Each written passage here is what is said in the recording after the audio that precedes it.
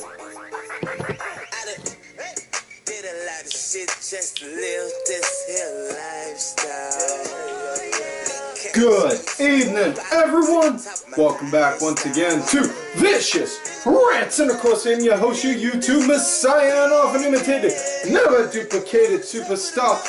And let us not forget the coveted Lake Erie WWE champ, Tim Vicious. And well, we are talking about Raw this week. Was in Hartford, Connecticut, and alright, I know always say the big Raws are always the fallouts to pay-per-views, and I do stand by that.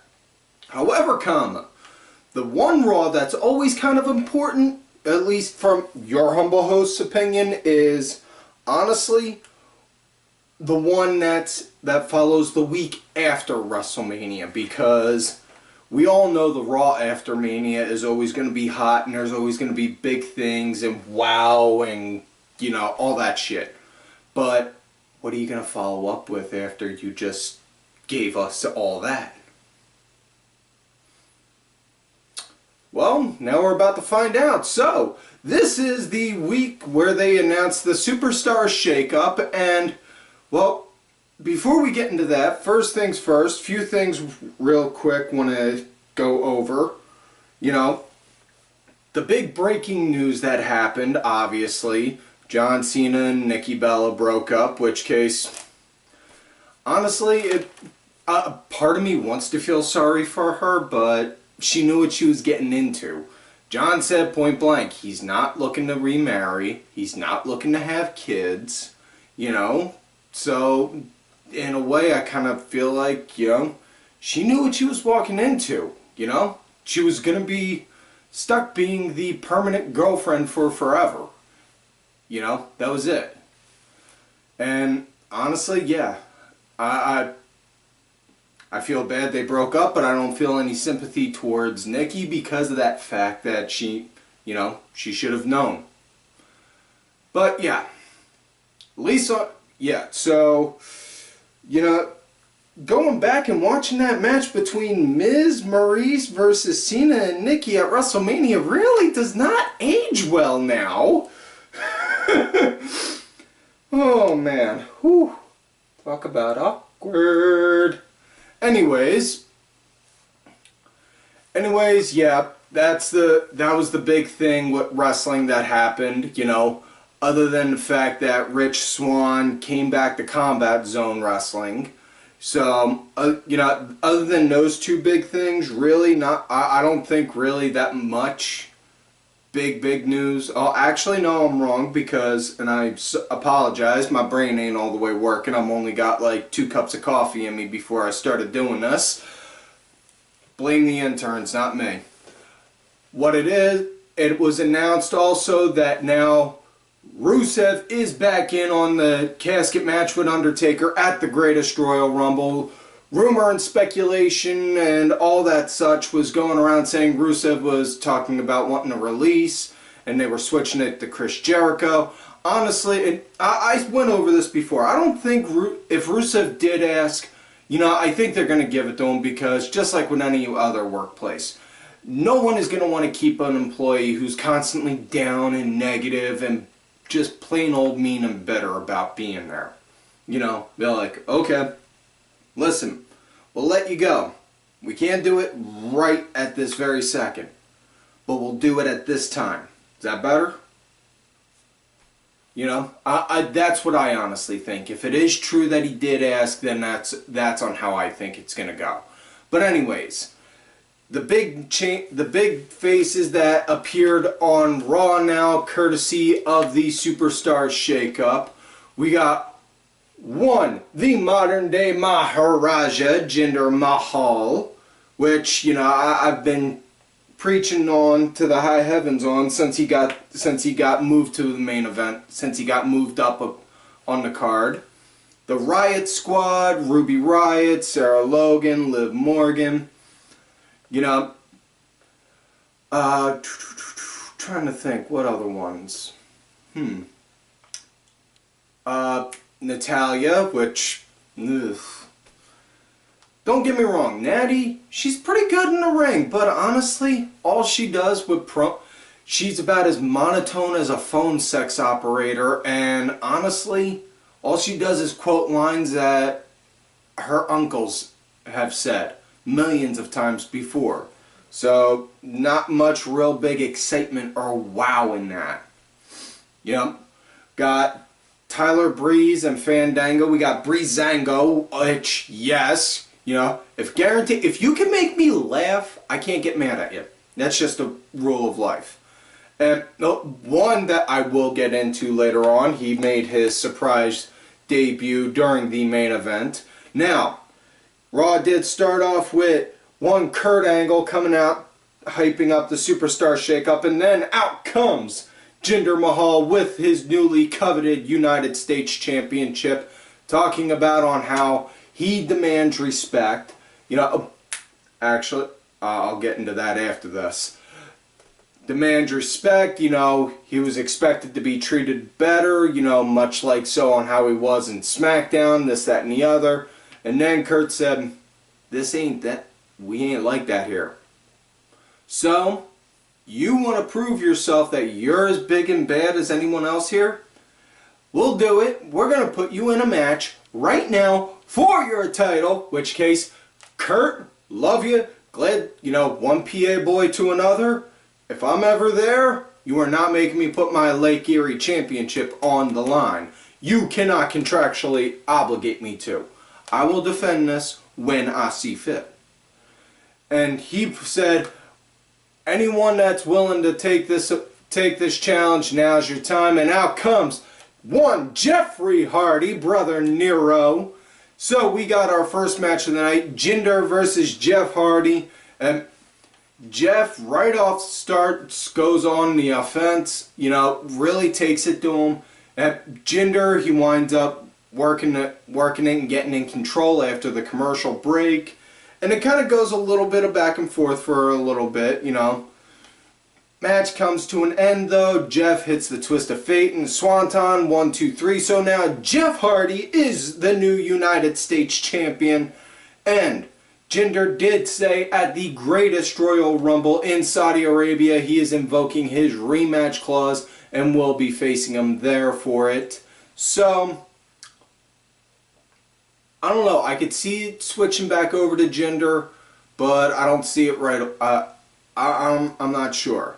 Either way, though, congratulations to Jeff, who is now a Grand Slam champion, having held 2 mid-card titles, multiple tag titles, and a world heavyweight title. Next matchup we get, well, actually, before I get into that match, I want to bring up on how 2 new guys came in on Raw. One from SmackDown, Dolph Ziggler, talking smack, you know, doing his normal Dolph Ziggler bit. Surprisingly, he didn't make some kind of dry, sarcastic remark about John and Nikki breaking up, which, you know, the internet has been buzzing about with him doing that.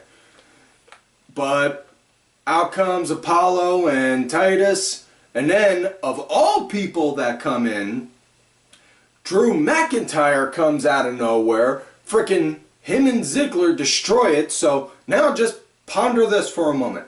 Heath Slater, Jinder Mahal, and Drew McIntyre are all on Monday Night Raw again. If we don't get the Union Jacks on the next UK tour, I will be disappointed. Disappointed, I say.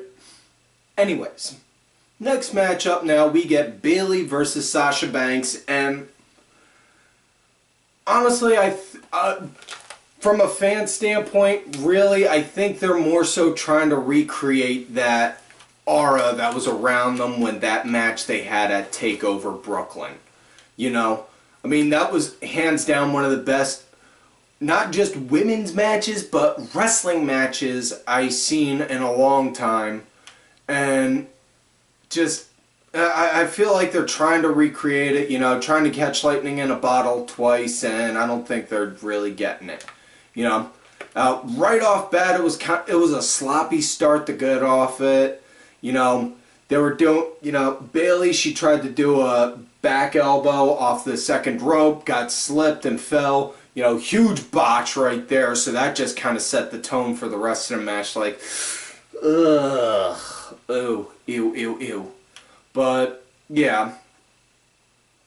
Sasha, she was in control after the break, but Bayley, she started to pick up some momentum as time went on, you know, but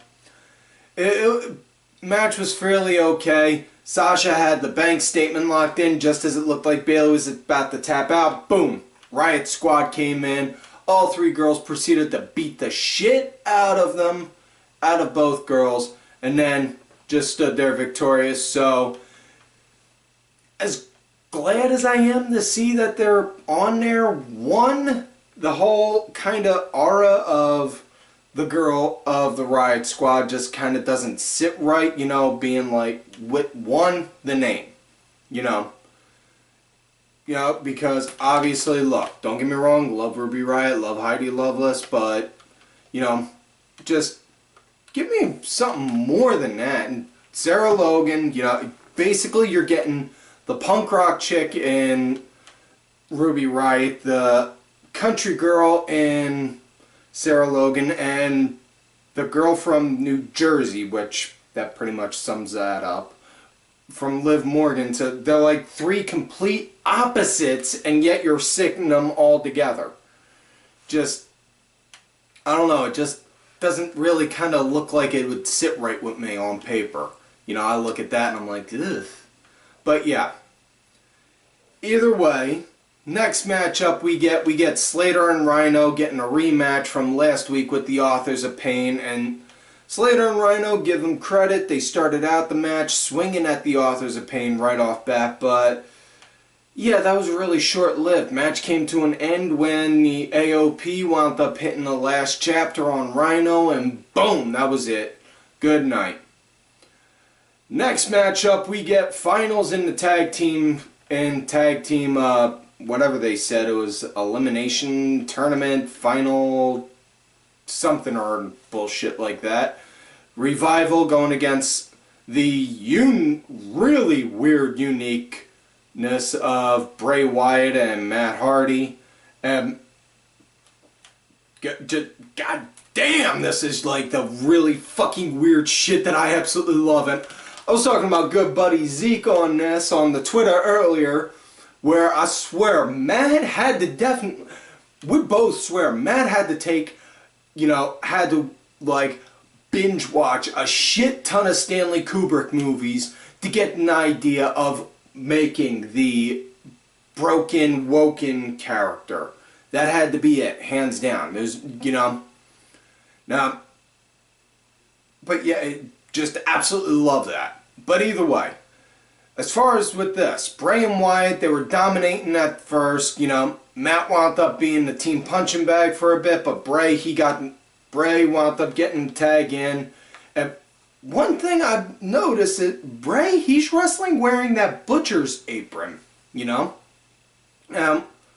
Just kind of like, just something a little different, like, okay, I don't think anyone's making him do that to hide his figure, you know, they've never done it before. And for a guy Bray's size, he's actually in pretty decent shape. But just, yeah. Like, just scratching my head thinking on that with the apron, like, what the hell?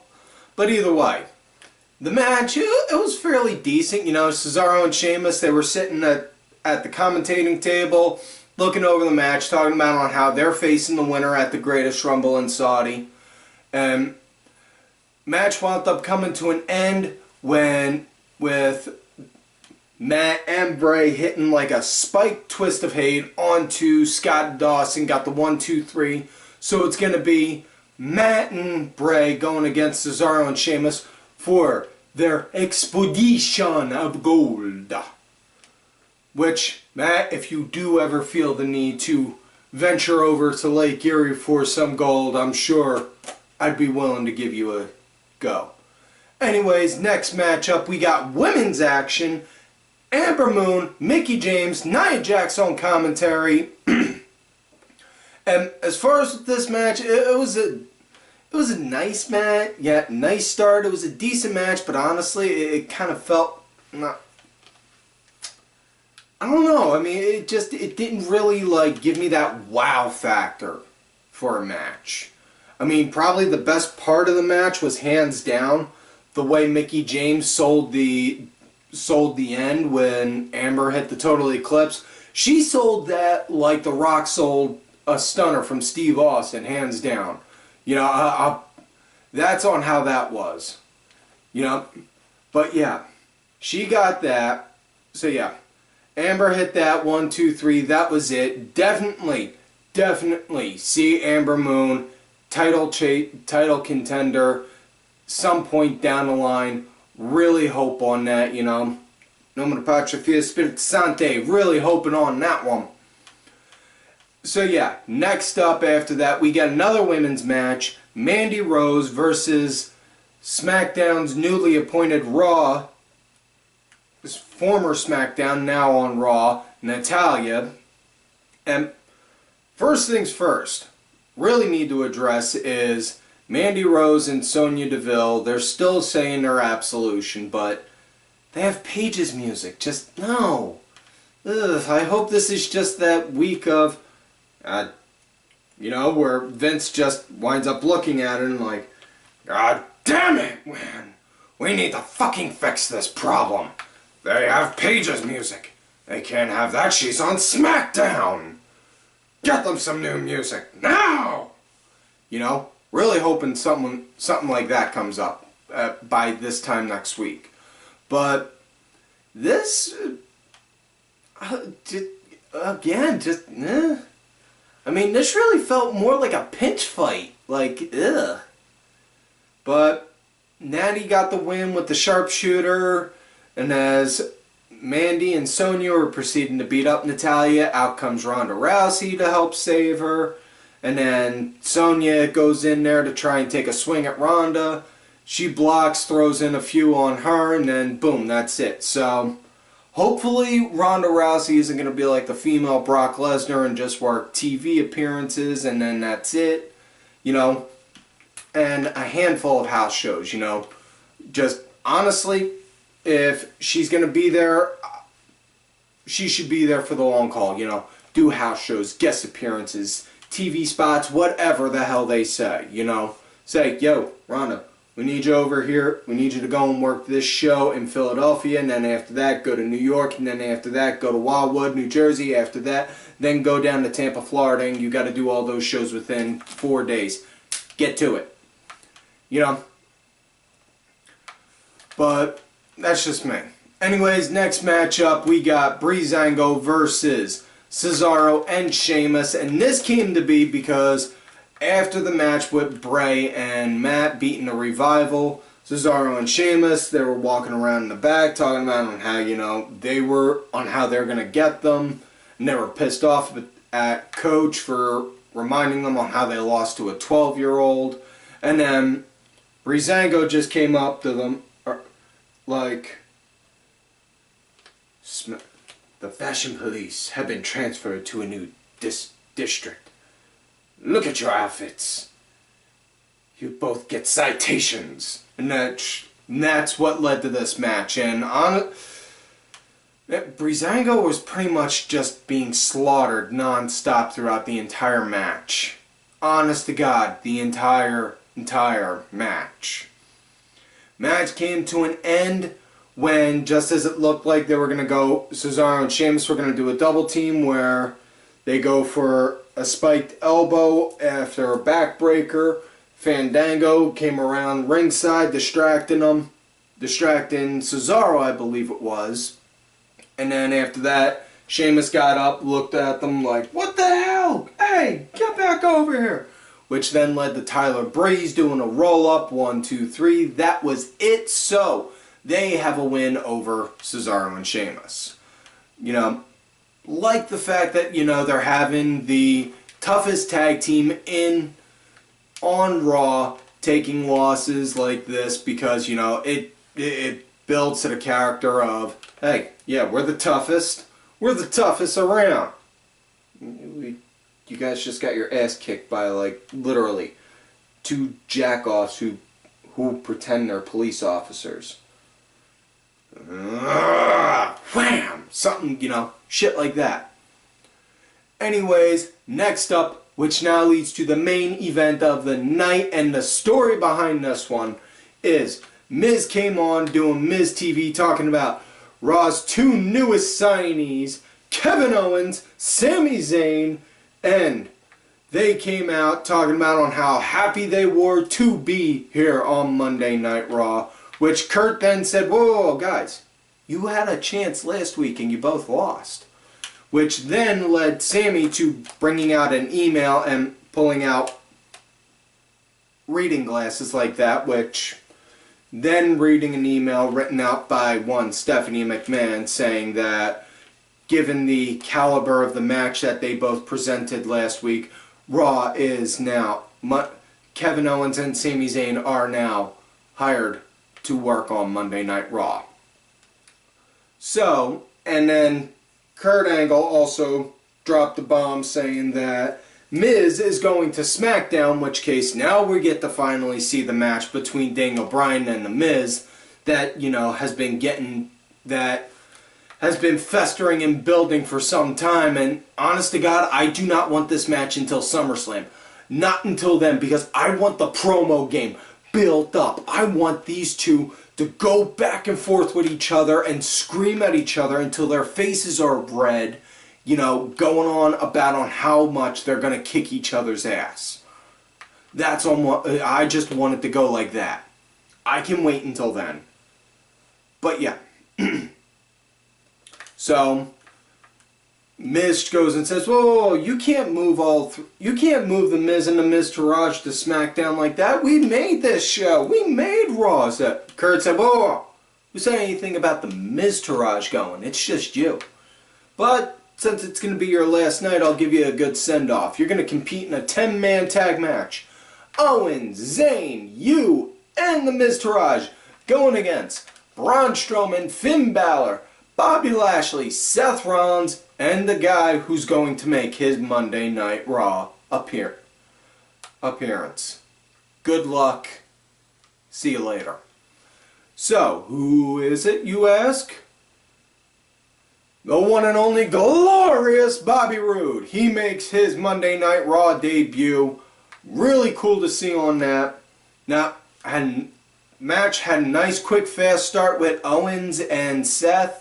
Liked on how that pace went, you know, brings good old Ring of Honor memories back. But, you know, liked on how that went. After the commercial break, it slowed down a little, but not too slow to where it was like, ugh. But nice pace and speed, you know. But one thing you did notice about this match, though, you look over it, on paper, you had 2 Ring of Honor World Champions, 2 TNA World Champions, a homegrown and 1 homegrown WWE champion in this match. I just random thing that popped through my head. You know, just thought that was kind of something. But yeah, it was a decent match. It was a nice way to give a nice fare thee well to Miz. You know. That was really where the big story for this match was. And match wound up coming to an end. You know, match came to an end where Braun was in the ring. So was Miz. Miz, you know, he was throwing the running drop kicks at Braun. You know, which, again, just building it up more and more between Miz and Daniel Bryan. Really can't wait for that. And then Braun gets him. And when I mean he gets him, he gets him. Now, not to say none of the other guys that were in the match didn't perform either. Oh, no. Bobby Lashley, he cleared house and may God have mercy whoever gets put in front of him when he has to compete. You know? And Bobby Roode, well, we all know on how good Bobby can work. You know? And all that, you know. All the guys worked great. Finn, he was wearing his blue, so much to the rumors on Finn having a gay character. Honestly, I could care less on that. You know, I don't see the big wrong or right or whatever in it. I just look at it like this. It's a character being played on TV. No different than Neil Patrick Harris, who is an openly gay man. Married, has 2 kids. Played a sex-crazed straight guy in that How I Met Your Mom show. So, yeah. But yeah, as far as the match came to an end. Braun started to get a little bit of a quick comeback. Miz went to go to the corner to go tag to the Miztourage, and Curtis and Bo just kind of dropped off the ring post and was like, no, that's it, man. No. And they left it at that. And Miz just like, huh? Turned around. Braun proceeded to get him, beat the shit out of him, hit him with the power slam, 1, 2, 3. That was it. So, yeah. You know, all in all, it was a fairly good show. Like, you know, nice way to kind of set the tone for the rest of the year until next Mania. Really hoping that, you know, we can get some really good, decent matches with the new faces that are on Raw. Hopefully also with the new faces on SmackDown. So, yeah. That is it for this week's show, folks. So, do not forget to like the video, subscribe to the channel, go back, watch some of the other episodes. Make sure y'all look for me on my Twitter at TimVicious. And also do have another account, Tim_Vicious. Also, do not forget to look for me on that Facebook gimmick, Tim Ash. Let me know you found me on there from here, so I don't think you got your pre-join going. Also, folks, do not forget to follow all of these cool-ass cats right here on Twitter. At some Mulligan, make sure you check out Axel's newest project, Wrestling With You. They talk about British and European wrestling. Kenny Killer. I'm Danny Sunday. Oliver Ben, who's my executive producer and provided the music for this week's show. Make sure y'all check him out. The music is on iTunes, Spotify, and such. Details are down below. Also, make sure you hit Aya for one of these Omni Rewind shirts. Show the man some love and support. Cranky Grandpa, Aaron_Deborah, and Dazzy MWP. Now, folks, like I always tell y'all, you love me great, you hate me. Fuck you.